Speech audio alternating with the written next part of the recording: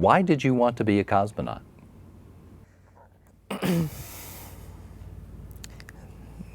Наверное, да, как-то раньше не задумывался об этом. Actually, it's true. I haven't thought about it. Ну, в частности, когда был еще ребенком, потом взрослел, When I was growing up, в школе были разные планы насчет моего будущего. when I was in school, I thought about different types of future, imagined different types of future for myself. My father was in the military, so when I was very little, I only wanted to be an officer. Then my plans changed.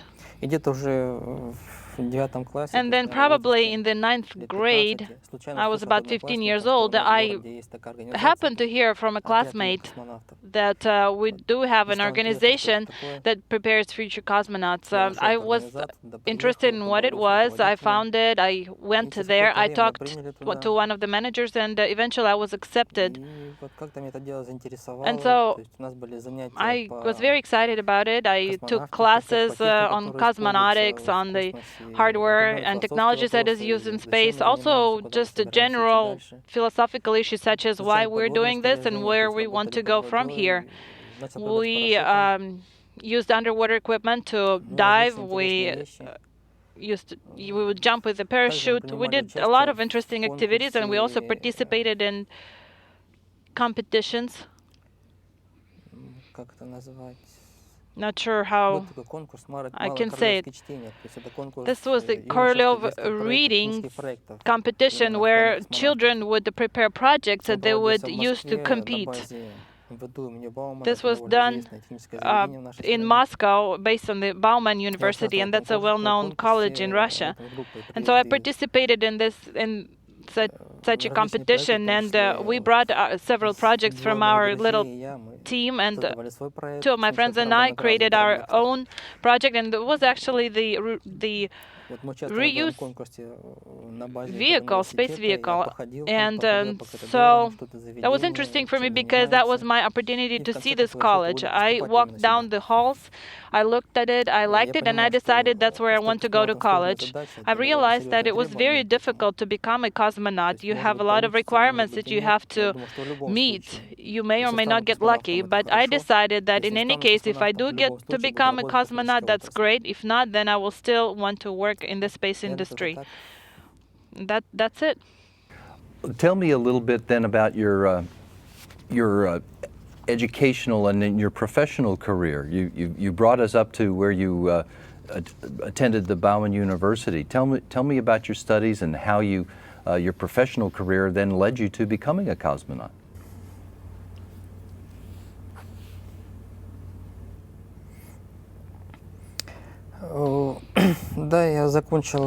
Yes, I graduated from the Bauman University in 1993 with a degree in mechanical engineering, specializing in the spacecraft, specifically building the spacecraft. And a few years after that, for a few years, I worked at the RC Energia.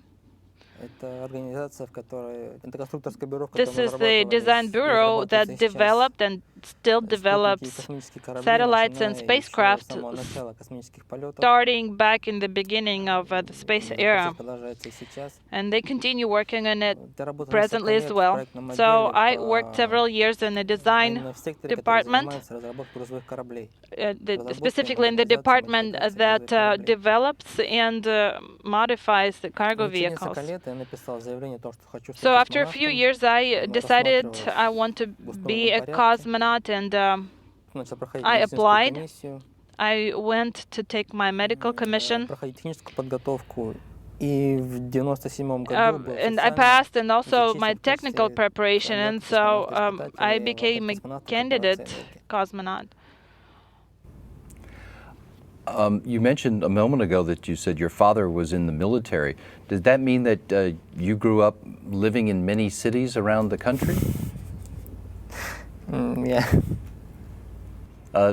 Where is it that you consider to be your hometown?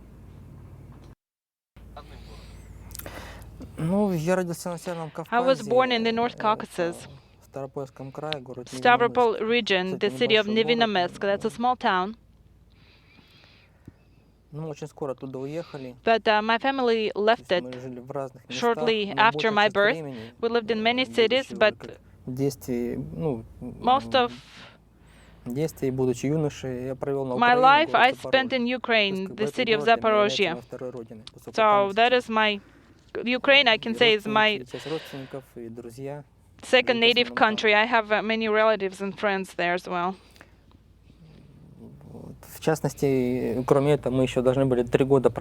Also, we were supposed to live for 3 years in Kamchatka, the Kamchatka Peninsula, which is the easternmost part of Russia.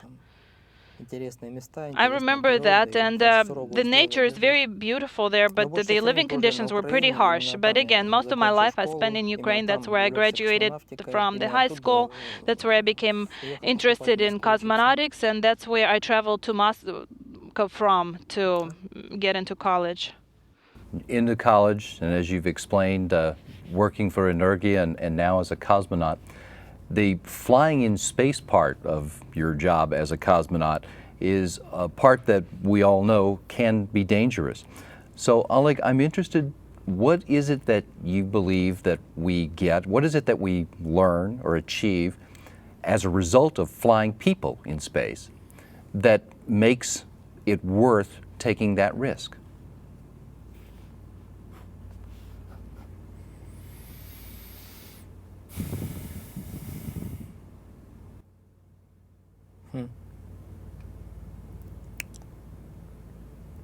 В этом случае могу процитировать, как сказал Константин Циолковский. I could quote Konstantin Tsiolkovsky, who said in the beginning of the last century that humanity will not forever stay on Earth, that we will expand beyond Earth at first and then beyond the solar system. So I think that it's just an inherent nature of a human being to expand, to research. Earth is the cradle of our civilization, but it is possible right now it's not the best time for us, but I think it's temporary, and we will move forward and move beyond our planet and continue developing our civilization. So this is the future global plans. Now for the immediate future, I think it gives us new knowledge in technology and medicine and science. Also new capabilities of learning more about our planet, about the processes that take place in the place where we live, what causes events, what we should do to preserve our planet just as favorable for survival as it is now. You are a member of the International Space Station's Expedition 25 and 26 crews. Could you please summarize for me the goals of your 6-month flight and tell me what your main responsibilities will be during this time?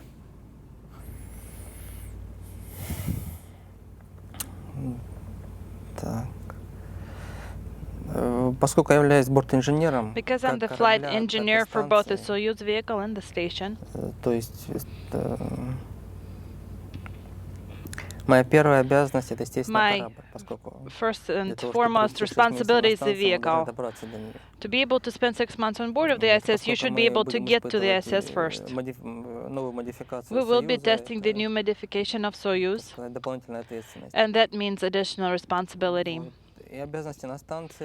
Also, our responsibilities on board of the ISS, just like for any other crew member, my responsibilities will include to performing a number of medical experiments, perform 3 EVAs, assembling additional equipment. So I'm sure I'll be busy. This is going to be your first flight in space. Can you tell me what it was like for you when you were informed that you had been selected to make your first space flight?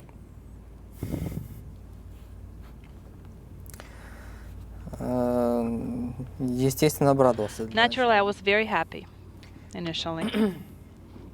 Especially, it became interesting when I learned that I will be launching on the updated vehicle, and that will be the first launch for this type of vehicle. So that creates additional responsibility and, of course, additional excitement. Well, let's talk a bit about the Soyuz vehicle. This is, as you say, an updated version of the Soyuz TMA. What is it that is new about this Soyuz, and how do those changes improve its performance?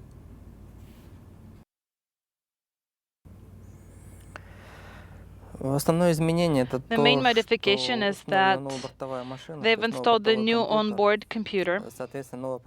Therefore, we have new software and the new motion control system for the vehicle. So there are more navigational capabilities and more control capabilities. The vehicle will continue supplying data throughout the entire flight. We will know where the vehicle is located, etc. So there are many things that I can tell you, but the main idea here is that the motion control system of the vehicle has been changed. Do these changes make it easier for the crew members to fly, or make it more robust in its performance?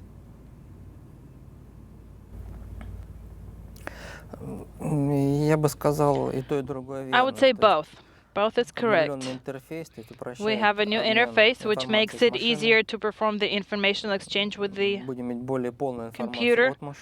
We will be receiving more complete information from the computer regarding the onboard systems.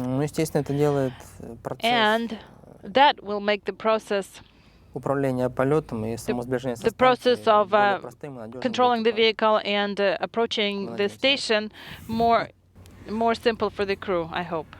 Let's talk now about the space station itself.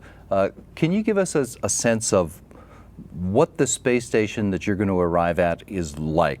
What sorts of modules and laboratories and other compartments are available now for this crew of 6? It may be difficult right now to count how many modules the station has, because as you're well aware, the International Space Station is an international project that involved the participation of 16 countries. The station consists of 2 segments, the US segment and the Russian segment. The US segment consists of JAXA modules and ESA modules as well.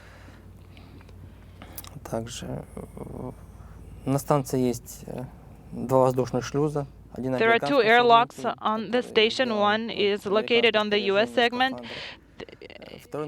and is capable of supporting US equipment, and then on the Russian segment we have an additional airlock that is capable of supporting Russian spacesuits. We also have several specialized laboratory modules, the Columbus module, the JAXA module, which is KIBO lab on the US segment, that's also a laboratory module.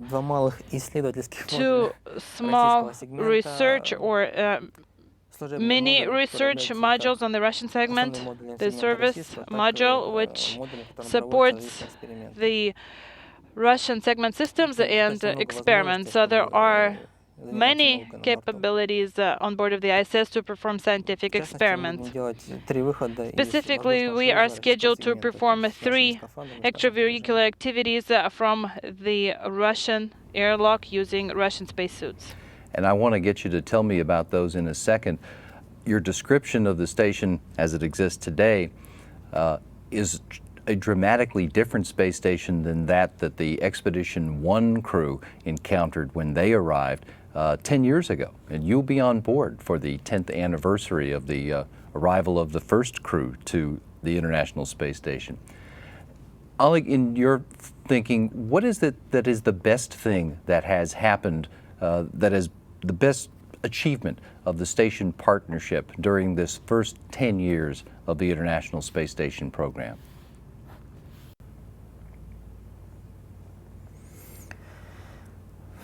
In addition to the technical support and the scientific support activities that we have performed, we have gained a lot of experience in international cooperation, because this is the first large-scale international project, and that allowed us to gain a lot of experience in working together, and I'm sure we can use that experience in the future as well. Additionally, as I mentioned earlier, we are performing interesting experiments on board of the ISS, including biomedical research, astrophysics, Earth observation experiments, etc. I can keep going. Well, let's talk about that, because now with a crew of 6, there's a greater opportunity for utilization of the space station than there has been up until now. Many of the experiments are designed to find out how human beings can live and work in space. And for those, you and your crewmates are the subjects of the experiment. Tell me about some of the different kinds of investigations that will be involved during your flight, for which you will be the experiment subject.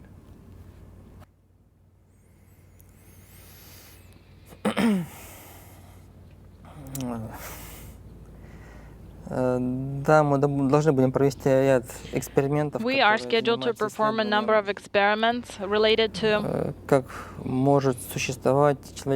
investigating how a human organism, human body can survive and exist in spaceflight. Specifically, weightlessness, increased radiation level. And there is a number of experiments that researches the cardiovascular system and the vegetative system. We have technological experiments that investigate how a small group of people can work for an extended period of time together in an enclosed space. We are also researching and studying how weightlessness affects the coordination skills and how we can restore our capabilities once we return to Earth. Because certainly that's a very important thing. You want to be able to function on Earth, or if we reach another planet. Of course. This is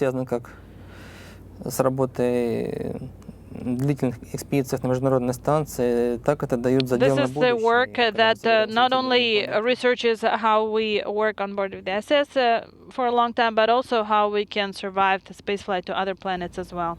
There are a lot of other kinds of laboratory research that for which you and your crewmates will be the operators during your time on orbit. These are in other scientific disciplines. Tell me about some of those. What other kinds of science research will you be involved in during the 6 months that you'll be spending on board the station?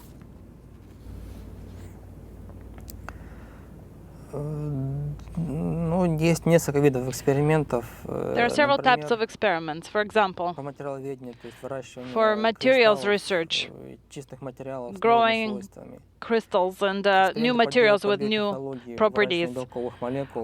Also growing protein molecules. Experiments related to geophysics. Researching and observing the Earth, the radiation levels, the earthquakes. We are learning how we can predict earthquakes, the time and location. Also, atmosphere observation. Specifically, we will be developing the special methodology to research the gases being formed in the atmosphere of the station. We are going to study the environment, the ecology, the man-created and natural disasters and their consequences. And again, it's a long list. I can keep going. That science work will, as you say, there's a lot of it, will keep you busy. You also mentioned a couple of minutes ago that the current plan for your mission calls for spacewalks, 3 of them out of the Russian section of the station in the latter part of this year. And you are going to be involved as a spacewalker in those. Tell me about who will be involved in the spacewalks and what work it is that you'll be doing outside.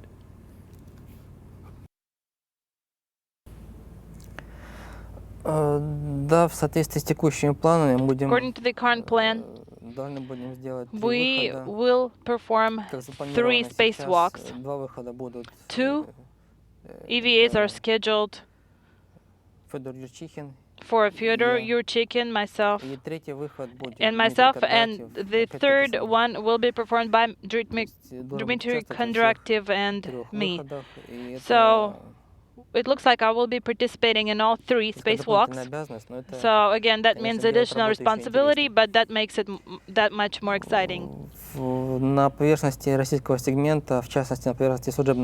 surface of the Russian segment, specifically outside the service module, we will need to remove some of the equipment that is working now and install new units, new hardware. Specifically the experimental unit to the laser data exchange with the ground, geophysics hardware, Splesk experiment specifically, that allows us to study the spikes in radiation that are observed immediately before the earthquakes. We will also need to launch a mini satellite, which was developed by our students. So these are the major activities that we have. It's important, I think, for us to realize that all of the science on the International Space Station is not done inside the station, that much of it is done on the outside. That is correct. Often, though, these are two interconnected. Some of the hardware is located inside of the station and the crew works with it. Some of the units are outside, and those are controlled in a remote manner by the crew. Also, we expose certain materials to radiation to see how the space flight or being in open space changes their properties.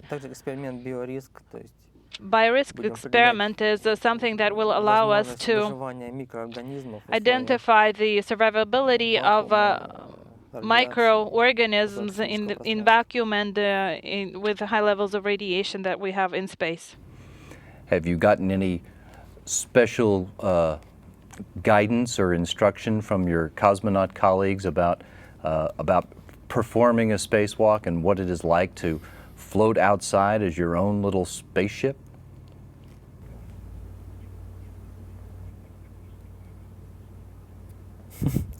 Ну, конечно, у нас были тренировки совместно с Федором Юрчихиным.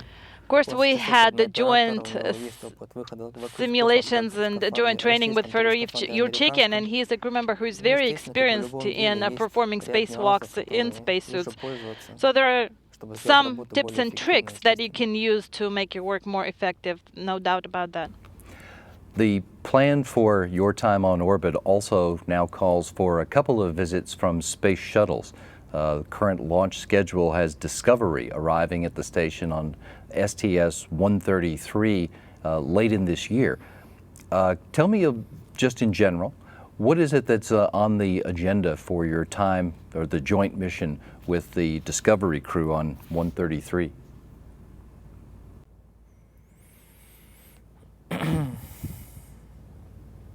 Ну, наверное, этот вопрос лучше задавать нашему командиру. You should probably ask this question все-таки больше относится к работам на американском to сегменте. Scott Kelly, because he's our commander. He works mostly on the U.S. segment. Опытный астронавт. My understanding is that he's an experienced crew member, and it will be easy for us to work with him. Когда будут два брата работать здесь на орбите в одно и то же время. Also, it will be interesting that we will have 2 brothers working on orbit at the same time. Yes, that is supposed to happen in the last space shuttle mission that flies early next year. STS-134, the last scheduled flight, means that you will be on board to see that historical activity occur. Oleg, what are your thoughts about the space shuttle's place in the history of human spaceflight and its role in building the International Space Station?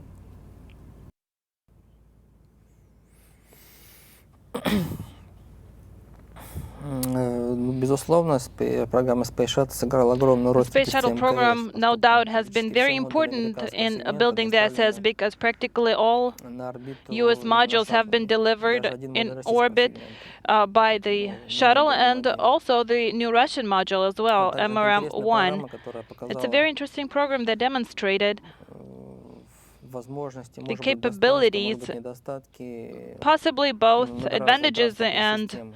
disadvantages of a multi-use Безусловно, программа transportation system. продолжается уже This program 30 лет, has existed да, for 30 almost лет. 30 years.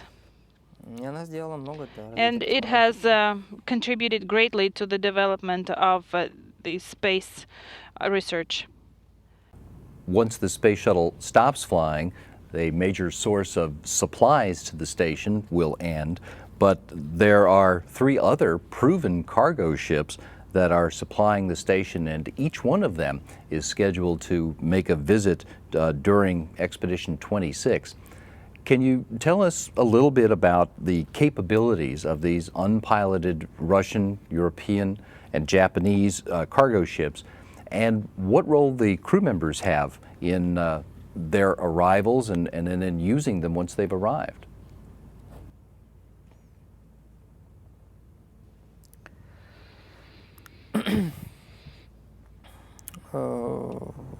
Конечно, HTV — это корабль, который является HTV разработкой is the японского vehicle космического that has агентства. been Здесь developed by первая the задача Japanese для Space снабжения Agency, and its primarily японского модуля, насколько я goal знаю. is to Это, наверное, сравнительно новый тип support the корабля, который Japanese называется module. This Foray. is a new То есть он type не of стыкуется к vehicle, the станции free напрямую сам по flyer себе. vehicle, which Он means that it подходит к doesn't dock to станции, the station заезжает рядом с directly, нее, затем but rather оператор it approaches the station and performs the со station keeping станции close to it, берет and then the operator on board of the робот-манипулятором ISS и uses the стыкует robotic выбранному arm стыковочному узлу. to mate it to the docking mechanism, docking port. Насколько я знаю, то есть это будет ответственность одного из My американских understanding членов is экипажа. that this will be the responsibility of one of the US crew members. ATV — это разработка Европейского космического агентства. ATV has been developed by the European корабль, Space который будет Agency, стыковаться к and this is the российскому vehicle that сегменту. will be И docking за to the работу Russian с ним, segment.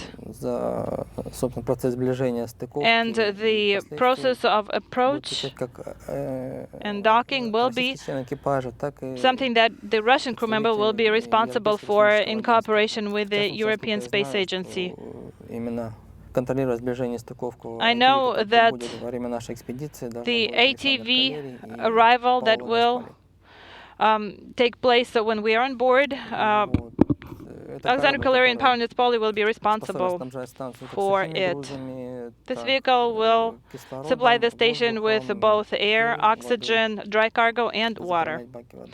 to Также fill может our water tanks. использоваться We can для also use поддержания this ориентации to станции perform в случае attitude необходимости. control for the station if necessary. Прогресс — это российский Progress корабль. is a Russian vehicle. То есть, можно сказать, это рабочая лошадка. You как can советской, call it a так и workhorse российской космической for the программы. Russian space program.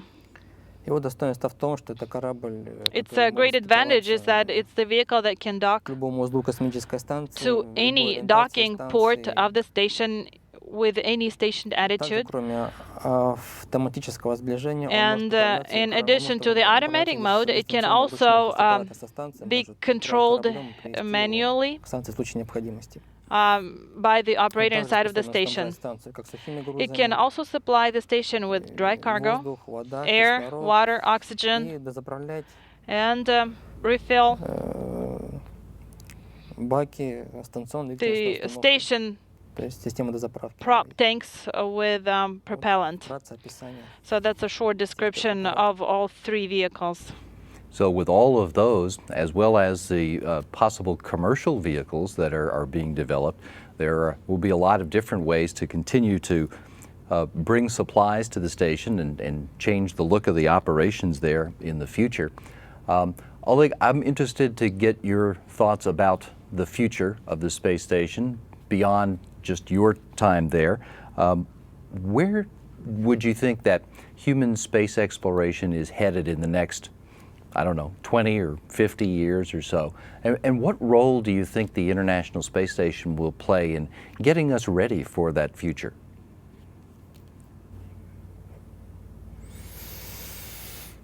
20-50 лет довольно большой срок 20 для or нас. 50 years is a long time for us. Думаю, на протяжении следующих 10 лет I would станция say будет that in the развиваться и next 10 дальше. years, У the нас есть station will ряд continue планов по developing. We have certain оснащению plans станции to новыми исследовательскими модулями. deliver new research modules to the station.